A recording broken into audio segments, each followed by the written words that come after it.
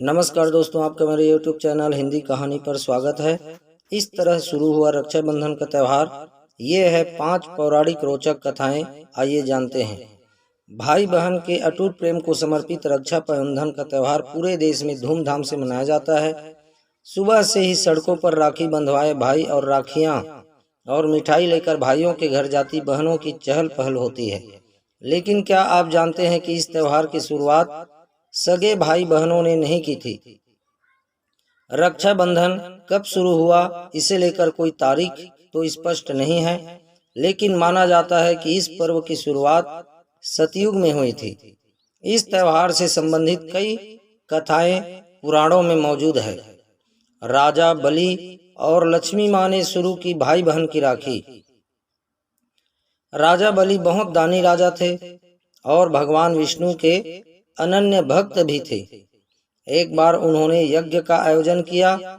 इसी दौरान उनकी परीक्षा लेने के लिए भगवान विष्णु वामन अवतार लेकर आए और दान में राजा बलि से 3 पग भूमि देने के लिए कहा।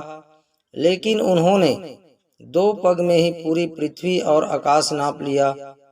इस पर राजा बलि समझ गए कि भगवान उनकी परीक्षा ले रहे हैं। तीसरे पग के लिए उन्होंने भगवान का पग अपने सिर पर रखवा लिया।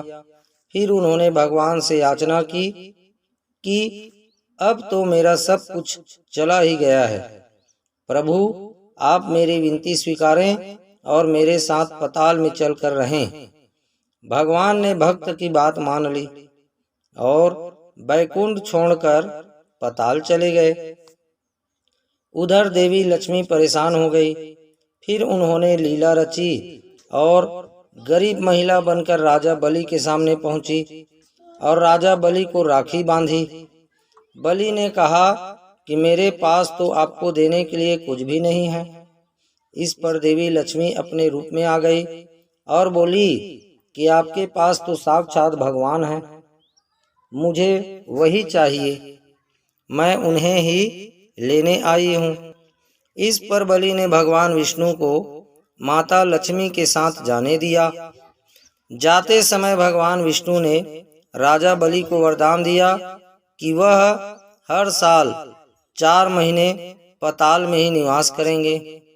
यह 4 महीना चतुर्मास के रूप में जाना जाता है, जो देवशयनी एकादशी से लेकर देव उठनी एकादशी तक होता है। रक्षाबंधन से संबंधित दूसरी पौराणिक कथा है द्रौपदी और श्री कृष्ण का रक्षाबंधन। मित्रों, राखी से जुड़ी एक सुंदर घटना का उल्लेख महाभारत में मिलता है। सुंदर इसलिए क्योंकि यह घटना दर्शाती है कि भाई बहन के स्नेह के लिए उनका सगा होना जरूरी नहीं है। कथा है कि जब युधिष्ठिर इंद्रप्रस्थ में राजसूय यज्ञ कर रहे थे, उस समय सभा में शिशुपाल भी मौजूद था। शिशुपाल ने भगवान श्री कृष्ण का अपमान किया तो श्री कृष्ण ने अपने सुदर्शन चक्र से उसका वध कर दिया। लौटते हुए सुदर्शन चक्र से भगवान की छोटी उंगली थोड़ी कट गई और रक्त बहने लगा। यह देख द्रौपदी आगे आई और उन्होंने अपनी साड़ी का पल्लू फाड़कर श्री कृष्ण की उंगली पर लपेट दिया। इसी समय श्री कृष्ण ने द्रौपदी को वचन दिया कि वह एक एक धागे का ऋण चुकाएंगे। इसके बाद जब कौरवों ने द्रौपदी का चीरहरण करने का प्रयास किया तो श्री कृष्ण ने चीर बढ़ाकर द्रौपदी के चीर की लाज रखी। कहते हैं जिस दिन द्रौपदी ने श्री कृष्ण की कलाई में साड़ी का पल्लू बांधा था, वह श्रावण पूर्णिमा की दिन था। तब युधिष्ठिर ने अपने सैनिकों को बांधी थी राखी। राखी की एक अन्य रोचक कथा है कि पांडवों को महाभारत का युद्ध जिताने में रक्षा सूत्र का बड़ा योगदान था। महाभारत युद्ध के दौरान युधिष्ठिर ने भगवान श्री कृष्ण से पूछा कि हे कान्हा, मैं कैसे सभी संकटों से पार पा सकता हूँ, मुझे कोई उपाय बतलाएं। तब श्री कृष्ण ने युधिष्ठिर से कहा कि वह अपने सभी सैनिकों को रक्षा सूत्र बांधे, इससे उनकी विजय सुनिश्चित होगी। युधिष्ठिर ने ऐसा ही किया और विजयी बने। यह घटना भी सावन महीने की पूर्णिमा तिथि पर ही घटित हुई मानी जाती है। तब से इस दिन पवित्र रक्षा सूत्र बांधा जाता है, इसलिए सैनिकों को इस दिन राखी बांधी जाती है। पत्नी सची ने इंद्रदेव को बांधी थी राखी। जी हाँ मित्रों, भविष्य पुराण में एक कथा है कि वृत्तासुर से युद्ध में देवराज इंद्र की रक्षा के लिए इंद्राणी सची ने अपने तपोबल से एक रक्षा सूत्र तैयार किया और श्रावण पूर्णिमा के दिन इंद्र की कलाई में बांध दी। इस रक्षा सूत्र ने देवराज की रक्षा की और वह युद्ध में विजयी हुए। यह घटना भी सतयुग में हुई थी। राखी की एक कहानी ऐसी भी है। मित्रों, सिकंदर पूरे विश्व को फतह करने निकला और भारत आ पहुंचा। यहाँ उसका सामना भारतीय राजा पुरु से हुआ। राजा पुरु बहुत वीर और बलशाली राजा थे। उन्होंने युद्ध में सिकंदर को धूल चटा दी।